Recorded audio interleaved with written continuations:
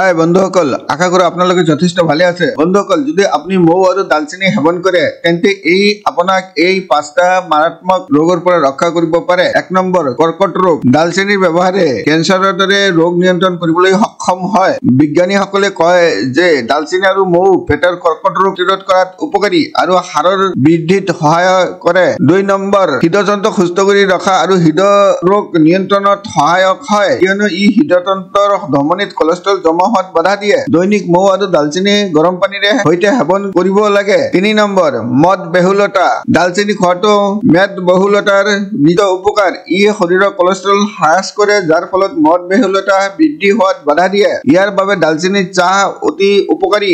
এগিলাচ পানীত 1 চামুচ দালচেনিৰ গুড়ি মিহলাই জুইৰ পৰা আঁতৰাই পেলাওক। ইয়াৰ পিছত তাত 2 চামুচ মৌ মিহলাই ৰাতিপুৱা ব্ৰেকফাষ্টৰ আধা ঘণ্টা আগতে খাব লাগে। 4 নম্বৰ, গাঁঠিৰ বিষ। দালচেনি ব্যৱহাৰ কৰিলে গাঁঠিৰ বিষত উপশম পোৱা যায়। ইয়াৰ বাবে প্ৰতিদিন গৰম পানীত দালচেনি সেৱন কৰাটো উপকাৰী। ইয়াৰ উপৰিও এই কুহুমীয়া পানীৰে বিষ হোৱা ঠাইখিনি মালিচ কৰিলেও গাঁঠিৰ বিষত সকাহ পোৱা যায়। 5 নম্বৰ, পেটৰ ৰোগ। দালচেনিৰ গুড়ি খালে বদহজম, গেছ, পেটৰ বিষ, এচিডিটি আদি সমস্যাতো সকাহ পোৱা যায়। ইয়াৰ উপৰিও বমি আৰু ডায়েৰিয়াত সকাহ দিয়ে আৰু খাদ্যত হজম শক্তি উন্নত কৰে। মৌ আৰু দালচেনিৰ গুড়িৰ মিশ্ৰণ খালে কিপাৰ পৰা পেটৰ ঘাঁ ভাল হয়। সদায় মনত ৰাখিব, নিৰাময়তকৈ প্ৰতিৰোধ ভাল। আপোনাৰ দিনটো শুভ হওক। চোৱাৰ বাবে অশেষ ধন্যবাদ।